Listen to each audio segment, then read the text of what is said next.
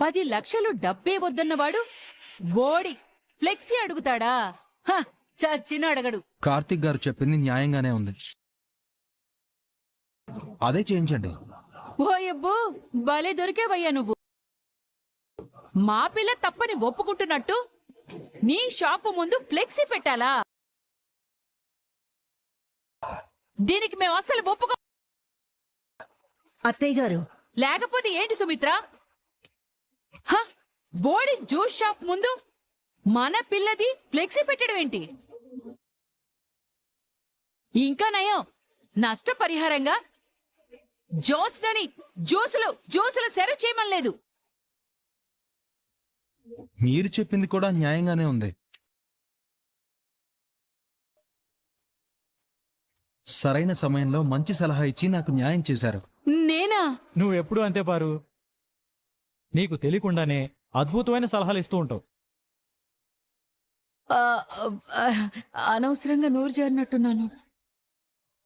ఏ shop దగ్గర అయితే నా మర్యాద పోయిందో అక్కడే నా మర్యాద నిలబడాలంటే మేడం గారు ఫ్లెక్సీ పెట్టాలి.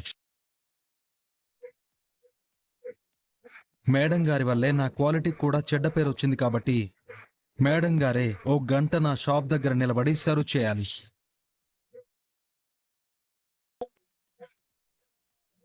అప్పుడే జనం నాది కల్తీ ఫుడ్ కాదు, హెల్దీ ఫుడ్ అని నమ్ముతారు. అదెలా కుదురుతుందయ్యా? నేను కోరుకున్న నష్టపరిహారం ఇదే.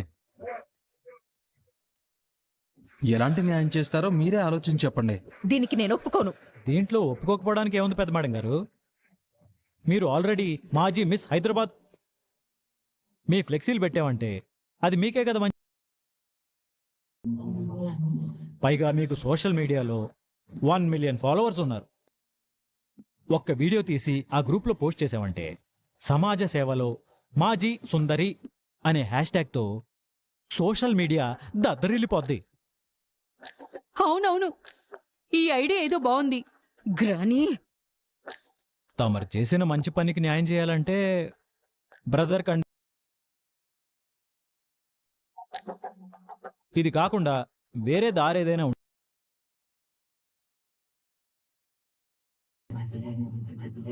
నేను అడగాల్సింది అడిగాను సార్.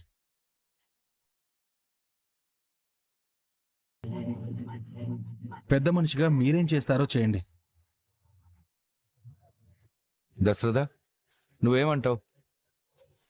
చేసిన తప్పు తనకి తెలిసి రావాలి కదా. ఏ నిర్ణయం తీసుకుంటారు మీ ఇష్టం. నా అభిప్రాయం కూడా అదే నాన్న. కూతుర్ని సరిగ్గా పెంచలేదన్న చెడ్డ పేరు ఎలాగూ వచ్చింది.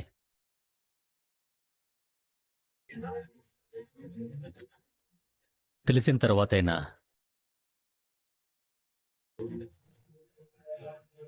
ఏ నిర్ణయం తీసుకుంటారో.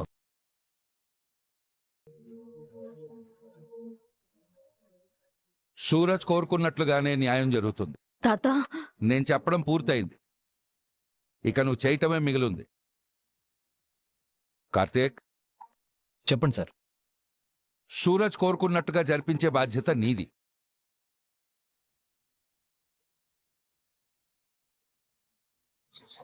పెద్దవాళ్ల పరువు తీయడానికి కాకపోతే ఇలాంటి పనులు.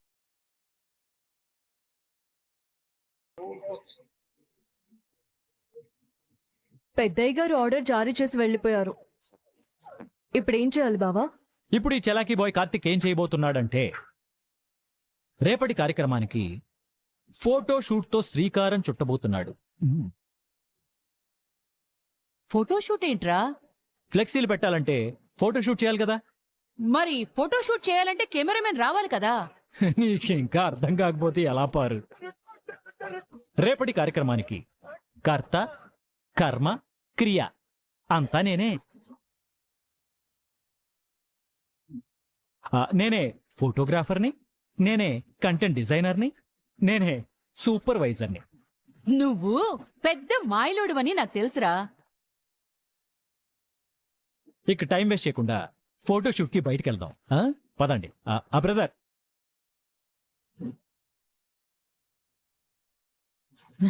అసలు ఈ పరిస్థితి రావడానికి ఫోటోషూట్ అయిపోయిన తర్వాత మాట్లాడుకుందాం. వీలుంటే నాకు కూడా గ్రాని, ఫోటోలు తీయించు వదులు, పద. వదులు గ్రాని. పెద్దమేడం గారు ఇది పట్టుకుని నిలబడండి. దీంట్లో ఏమీ లేదు కదా. దీంట్లో ఉండాల్సిన మ్యాటర్ వాళ్ళు రాసుకుంటారులేండి.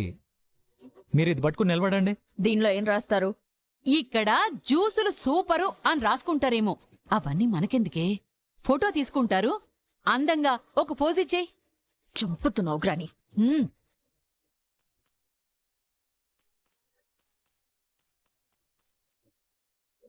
రెడీయా?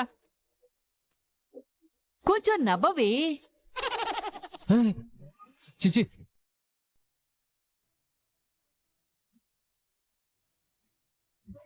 ఇది మరీ శ్రద్ధాంజలి కట్టించినట్టుంది. మరి ఎలా ఇవ్వమంటావు బావా? 50% పశ్చాత్తాపం, 30% బాధ, 10% రియలైజేషన్, ఒక 5% అమాయకత్వం, 3% ప్రాయశ్చిత్తం, 2% సిగ్గు. దీంట్లో సిగ్గుకి చోటెక్కడుందిరా? ఇది నువ్వనుకునే సిగ్గు కాదు పారు. ఇంత సిగ్గుమాలిన పనులు చేశానేంటి అనే పదంలో ఉన్న సిగ్గు. వీడేదో గట్టిగానే ప్లాన్ చేసినట్టున్నాడే. ముందు ఫోటోకి స్టిల్ ఇవ్వు. స్టిల్ ఇవ్వు.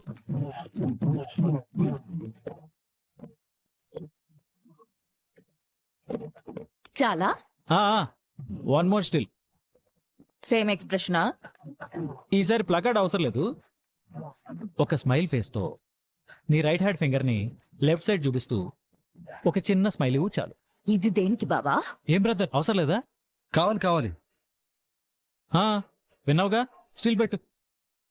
లేదంటే పెద్దసారిని పిలవండి, ఆయన చేసుకుంటాడు. అవసరం లేదు. అది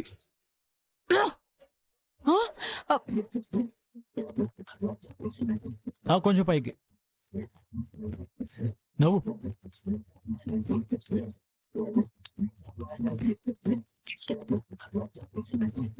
ఓకే, ఫోటో షూట్ అయిపోయింది. ఇక మీరు వెళ్ళొచ్చు. బ్రదర్, ఆ ఫోటోలు నాకు పంపించండి. అలాగే మార్నింగ్ స్టాల్ దగ్గరికి మేడం గారిని తీసుకుని వచ్చేయండి. అలాగే బ్రదర్, మీరు హ్యాపీగా వెళ్ళి కావాల్సిన ఏర్పాట్లు చేసుకోండి. మేడం గారిని తీసుకొచ్చే బాధ్యత నాది. Okay brother.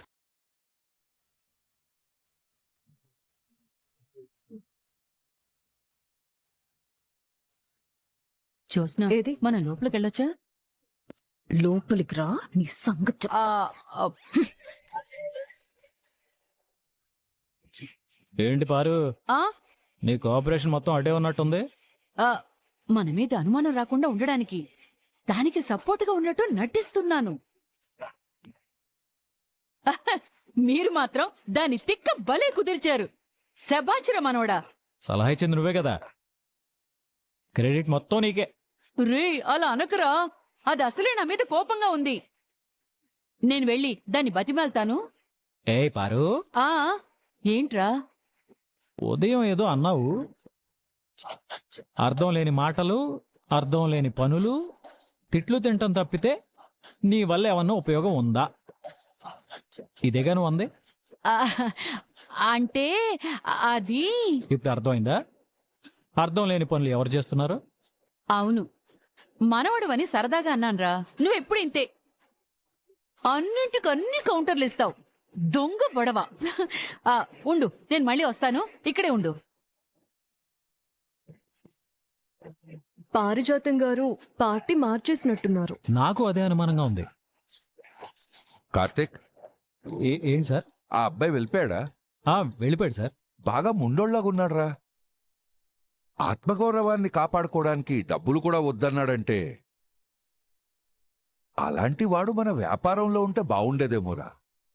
ఎవరి ప్రయాణం ఎప్పుడు ఎటు తిరుగుతుందో తెలియదు కదా తాత. చూద్దాం అతని ప్రయాణం కాలం ఎటు తిరగాలని రాసుందో.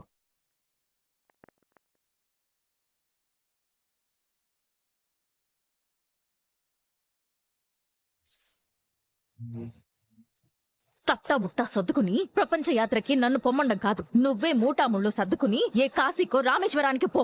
అది కాదే. ఏది కాదు, నీకు చేత కాకపోతే నోరు మూసుకుని ఉండాలి. అందరి ముందు మంచి మార్కులు కొట్టేద్దామని అడ్డదిడ్డంగా వాగావు.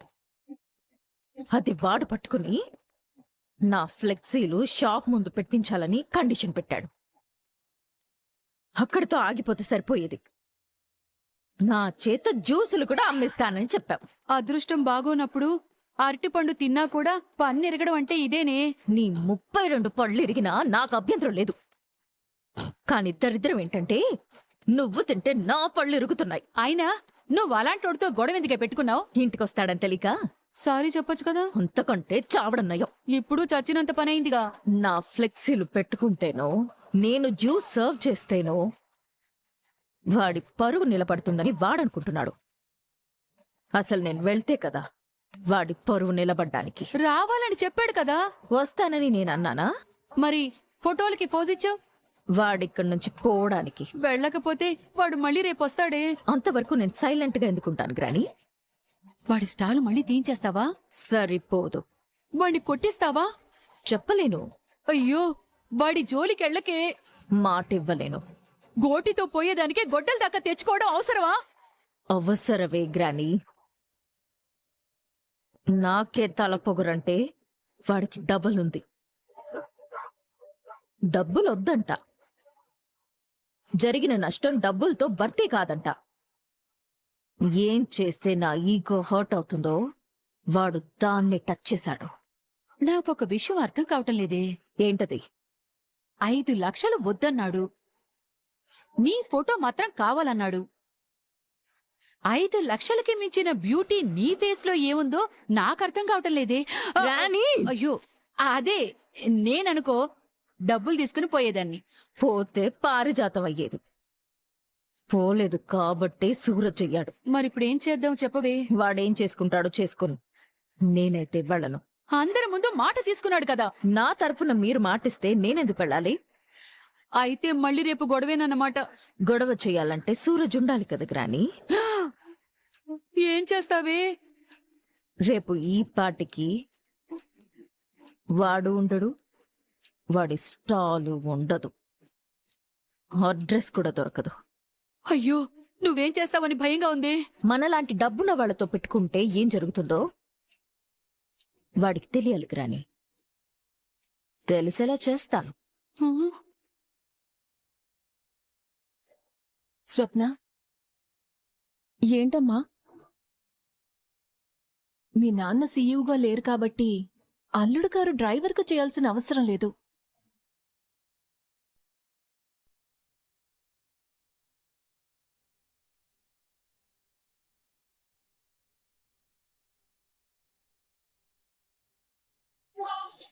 అల్లుడు గారు విన్నారంటావా? అంత నోరేసుకుని అరుస్తుంటే వినకుండా ఉంటారా? నేనన్నది మీ మంచి కోసమే కదే.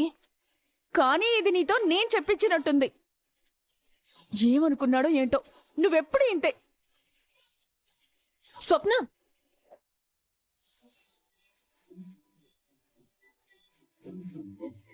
కాశీ, అమ్మ ఇంటెన్షన్ ఏంటి అంటే, మా అమ్మ అయితే ఇలాగే చెప్పుండేది కదా.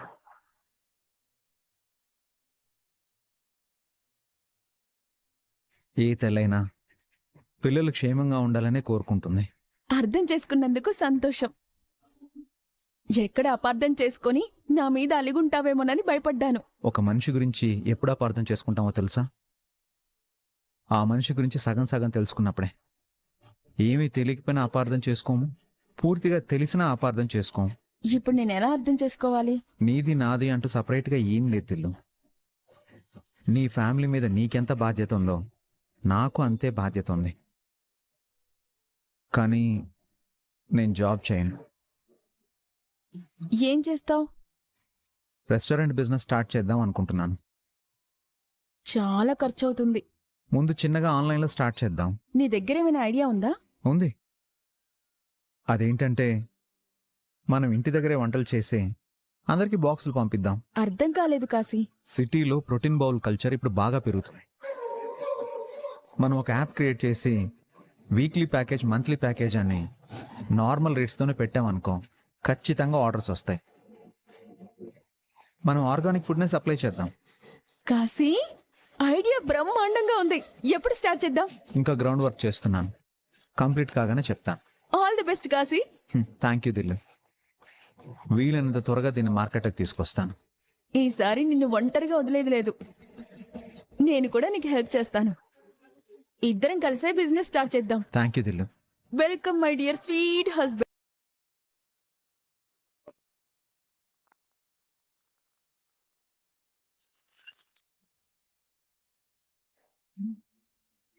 సారీ నాన్న.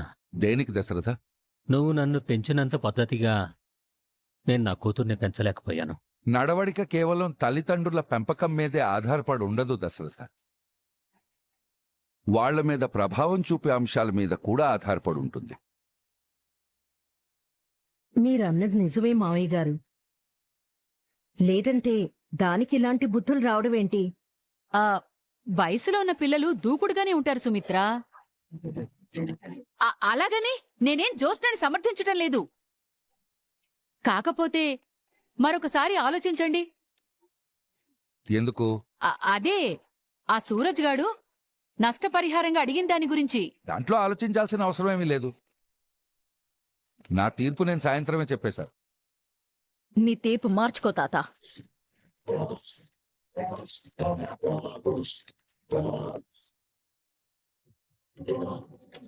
ఎందుకు? ఎందుకంటే ఇది నీ మనవరాలి పరువుకి సంబంధించిన విషయం. రోడ్డు మీద గొడవ పడినప్పుడు ఎక్కడ పోయింది నీ పరువు? సోషల్ మీడియాలో జనం దుమ్మెత్తి పోస్తుంటే ఎక్కడ నిలబడింది నీ పరువు? పరువు అంటే జనం దగ్గర పోగొట్టుకునేది కాదు, మన అంతరాత్మ దగ్గర మనం పోగొట్టుకునేది. నీకు ఉదాహరణ చెప్తాను చూడు. నువ్వే తప్పు చేయలేదు, అయినా నిన్ను జనం తప్పు పడుతున్నారు అంటే అప్పుడు నువ్వు కోప్పడం, అర్థమయ్యేలా చెప్పే ప్రయత్నం చేస్తాం. అర్థం చేసుకోవడానికి ఎదుటి వాళ్ళకి టైం ఇస్తాం. అదే నువ్వు తప్పు చేశావంటే తప్పు పడితే ఓర్చుకోలేవు, నిజాన్ని ఒప్పుకోలేవు. ఎక్కడ ఓడిపోతానన్న భయంతోనే సగం చచ్చిపోతాం. అంటే జనాల కంటే ముందు మనం మన అంతరాత్మకి సమాధానం చెప్పుకోగలిగితే మన పరువు ఎక్కడికి పోదు. ఇక్కడ నీ తప్పులు స్పష్టంగా కనపడుతుంది. నీ కారణంగా ఓ మనిషి నష్టపోయాడు, ఓ నిజాయితీ పరుడు బాధపడ్డాడు. ఇప్పుడు నీ పరువు నిలబెట్టుకోవాలి అంటే అతను అడిగిన దాన్ని తప్పించుకోవడం కాదు, అతను అడిగింది చేయడం. నేను చెయ్యను. చేస్తావనే నేను మాటిచ్చాను. మాట వెనక్కి తీసుకోండి. మాటిచ్చింది మీ తాత. అందుకే మాట వెనక్కి తీసుకోమని తాతకి చెప్తున్నా. సూరజ్ ముందు అన్నింటికీ ఒప్పుకున్నట్టు సైలెంట్గా ఎందుకున్నావు? దరిద్రాన్ని వదిలించుకోవడానికి. నేను ఆర్గ్యూ చేసే కొద్దీ గొడవ పెద్దదవుతుంది తప్ప ఆగదు. నేను సైలెంట్ గా ఉంటే వాడే పోతాడు. ఆ టైంలో నాకు అంతకంటే వేరే దారి లేదు. వాడికి ఇస్తానన్న 5 లక్షలు రేపు వాడి షాప్ దగ్గరికి పంపించేయండి. వాడే అర్థం చేసుకుని తీసుకుంటాడు. నువ్వు సీఈఓగా పనికిరావు అనడానికి ఈ ఒక్క ఉదాహరణ చాలు. తాత, ఎస్,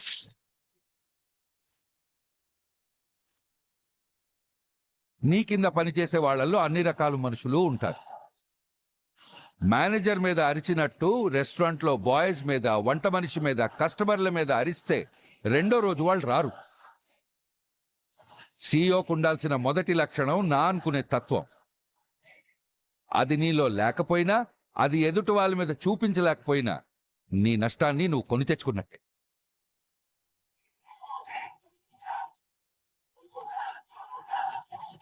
నా ఆస్తులకి మనవరాలుగా ఉండాలనుకుంటున్నావో, నాకు మనవరాలుగా మాత్రమే మిగిలిపోవాలనుకుంటున్నావో అది నీ ఇష్టం. పాఠాలు నేర్చుకుంటేనే పరీక్షలు పాస్ అవుతావు, గుణపాఠాలు నేర్చుకుంటేనే జీవితాన్ని పాస్ అవుతావు.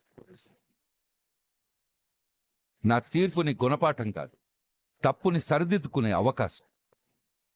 దాన్ని నువ్వు వద్దంటే తర్వాత నేను తీసుకునే నిర్ణయాలు నీ మనసుకి తీసుకోవడానికి కష్టంగా ఉంటాయి.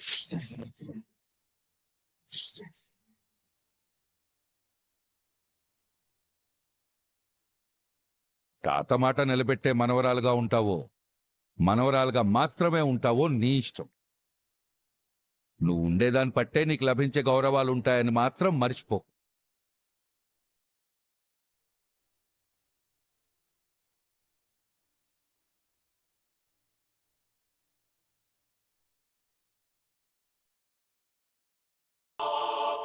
ఇది నీకు హెచ్చరిక లాంటిది. మీ తాత మనసు గెలవడానికైనా నువ్వు వెళ్ళవలసిందే. లేదంటే సీఈఓ పదవి దీపకి, ఆ ఆస్తి కార్తిక్ గడికి రాసేశాడనుకో, నువ్వెవరో బయటపడిందనుకో, మన బతుకు చెప్పకూడే. అయ్యో, నా మాట విని వెళ్ళడానికి సిద్ధపడవే. పదా.